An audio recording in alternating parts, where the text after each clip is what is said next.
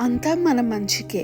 ఒక రాజుగారి బొటనవేలు తెగి కింద పడింది. అది చూసిన మంత్రి, అంతా మన మంచికే జరిగింది రాజా అన్నాడు. రాజు ఆగ్రహించి మంత్రిని చెరసాలలో వేయించాడు.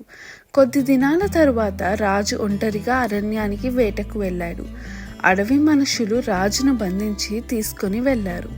నిన్ను మా దేవతకు బలివ్వబోతున్నాము, నీ 2 చేతులు జోడించి దేవతకు మొక్కుము అని వారు రాజుతో అన్నారు. రాజు ఇంక చేసేదేమీ లేక తన 2 చేతులు జోడించి దేవతకు మొక్కాడు. వారిలో ఒకడు జోడించిన 2 చేతులను చూచి ఒక చేతికి బొటనవేలు లేకపోవుట గమనించాడు.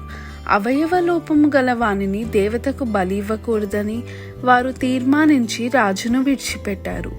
రాజు అత్యానందభరితుడై ఇంటికి వెళ్ళారు. కోటకు చేరిన తరువాత రాజు మంత్రిని చెరసాలలో నుండి విడిపించారు. నీవన్నట్లుగానే నా బొటనవేలు తెగడం నా మంచికే జరిగింది, నేను ప్రాణంతో బయటపడ్డాను అన్నాడు రాజు. సంతోషంగా మంత్రి గారితో, ఈ కీడు నాకు మేలుగానే మారింది, బాగానే ఉంది. మరి నిన్ను చెరసాల్లో వేయించాను కదా, నీకెలా మేలు జరిగింది అన్నాడు రాజు మంత్రితో.